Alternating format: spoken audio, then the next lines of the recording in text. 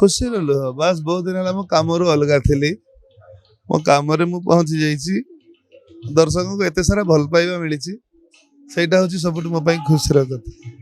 ଆପଣ କାନ୍ଦୁଥିଲେ ଏଇଠି ବସି ବସି ଆମେ ଦେଖିଛୁ, ଆମେ ଭିଜୁଆଲ ମଧ୍ୟ ନେଇଛୁ। ଏ ଲୁହ ସେଇଥିପାଇଁ କି ଆଜ୍ଞା? ପଛ କଥାକୁ ଭାବିଲେ ଭାରି କଷ୍ଟ ହୁଏ। ସେ କଷ୍ଟର କମବ୍ୟାକ୍ ଆଜି ବହୁତ ଲୋକମାନେ ଏତେ ଖୁସି ଅଛନ୍ତି, ଏଇ ଲୋକଙ୍କ ଖୁସିରେ ଖୁସି ଲାଗୁ। ଆଶା କରିବି ଆମେ ଯୋଉ କଷ୍ଟ କରି ଦର୍ଶକଙ୍କ ପାଇଁ ନାଟକଟି ତିଆରି କରିଛୁ ଦର୍ଶକ ମାନଙ୍କୁ ଭଲ ଲାଗୁ। ମୁଁ ସବୁବେଳେ ଚାହେଁ ଭଲ ନାଟକ ଦର୍ଶକଙ୍କ ପାଇଁ ଆଣିବା ପାଇଁ।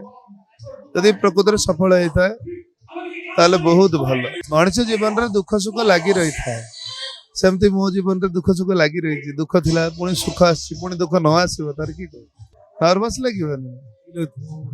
ମ୍ୟାନେଜ କରି ହଁ ସେଇଟା ହିଁ ଗୋଟେ କଳାକାରର ଧର୍ମ। ଗୋଟେ ଗୋଟେ ଜିନିଷ ପାଇଁ ଆମେ କହିପାରିବା କି ପ୍ରସ୍ତୁତ ଅଛନ୍ତି? ଆଜ୍ଞା ପ୍ରସ୍ତୁତ ଅଛନ୍ତି ଏବେ ସବୁ ଜିନିଷ? ଦେଖିବା କଣ ହଉଛି, ସମୟ କୋଉ ରାସ୍ତା ଦେଇ ନେଇଯାଉଛି, ସେ ରାସ୍ତାରେ କଣ୍ଟା ଅଛି କି ପକ୍କା ଅଛି ଚୌକା ଚୌକା ଦେଖିବା।